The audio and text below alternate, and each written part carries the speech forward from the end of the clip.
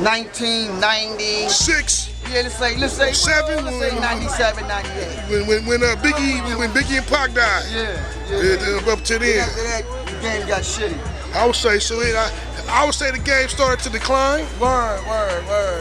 You know, our prophets. You know what I'm saying? They took two of our prophets. Yeah. You know, I mean, you know, it's up for us to pick it up. Then the term underground became real. The term underground rapper and MC became real. Yo. You know, we got pushed out into the underground at some point. Man. And then the styles and flows changed on the underground. Because people from other aspects of hip hop started to get pushed into the underground because they didn't fit into the mainstream no more. Man, they turned street shit Hollywood. Yeah. Like, you know what I'm saying? They turned, like, you know, like when people talk about gangster rap, like there's really no such thing as that anymore. You know what I'm saying? You know, because they Hollywood, they made everything so quiche, and Hollywood is like, man, man, the whole genre in itself is lost. So it's like, you know, we got to bring the consciousness back. We got to bring the realness back into hip hop. Right now, it's a cookie cutter pattern that's run by these big companies, and they're doing what they do. Like just like the cats that's selling biscuits or selling Cheerios or whatever, that they're running their program, you know. But it's interesting though, right? Because like what I missed, or I remember for a second, rappers were saying I'm not a gangster rapper, I'm a realist. And it was like the gangster rap label kind of took hold more than that did, you know. And then like what he was saying too, right? You gotta remember that I don't think we called ourselves gangster rappers. I think it was a term coined by people that live outside our culture. Well, like, yeah. And we, quick to be noticed by these popular people, said, okay, we'll go with the gangster rap. But you see NWA interviews, they say we're not gangster rap, we're street reporting. We report what's on the street. And since they scared of that, they give it a scared of that type of name. Gangster rap, that sounds scary now. That's on point. That's on point. And then like to his point earlier, right? Like he was saying how like they push rappers into the underground scene. See, cause like I remember an era where the underground scene, like, you know, that was like another hub or haven for us, right? But then I get what he's saying though. Rappers like Bone Thugs became underground again. Rappers like Warren G, who was like, you know, mainstream, they was underground again. You know, cause like they wasn't out there like. People that followed a fad and made that fad the basis of the type of music they put out fell off when that fad fell away, and they didn't fit on the radio. So now they're hanging, and the only people that they could go to is us in the underground, because the radio ain't gonna have them no more. That fad is over with. So they got changed back to an original style, which is where they should have started from the get-go, and back into the underground to start literally from scratch.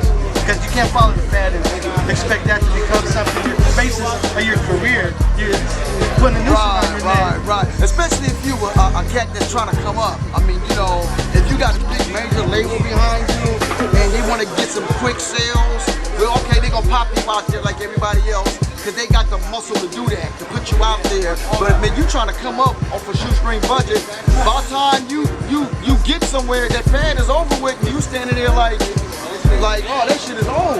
You know what I'm saying? You know, so it's best to, you know, to be true to self and just do good music, man. You know what I'm saying?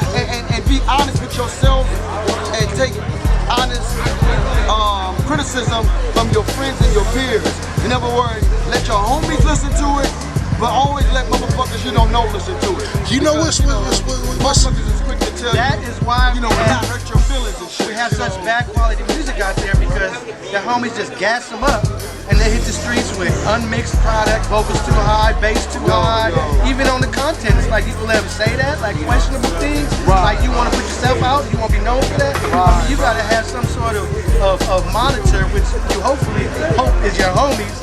You gotta have the right set of homies that don't gas you up on nothing. Yo. They say that's the thing too. I'm all about, you know, not censorship, but I'm a grown man MC. I spit grown man ass lyrics. I cuss like a sailor. Don't let your babies listen to my non-radio version music.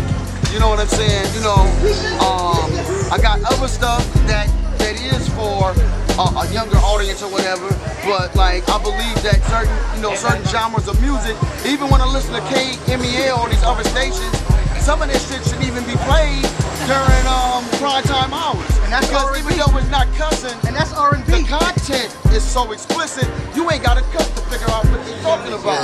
So, you know, we do, you know, not to say censorship, but we need to filter what we send it out to our people, especially to our babies. But you know what's interesting is like, see, like me today, I don't even listen to the radio. You know why?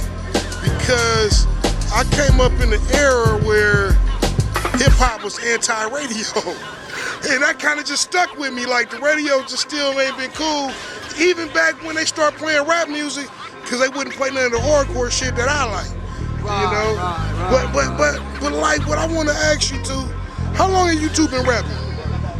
Shit, man, I've been spitting rhymes since 1984, and that's when I officially put pen to paper and started spitting rhymes. Before that, I was a DJ.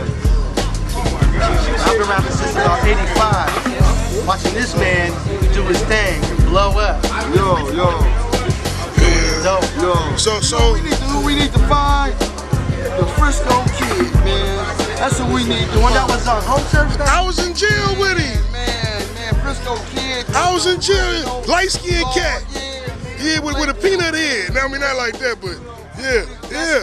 I was in jail with him. He was one of the His first last name is MCs Bazil. from the Bay Area. Yeah, he told me. Frisco, should I He say told me, Frisco. yeah. Because Oakland cats been bubbling, and a lot of that got to do with culture.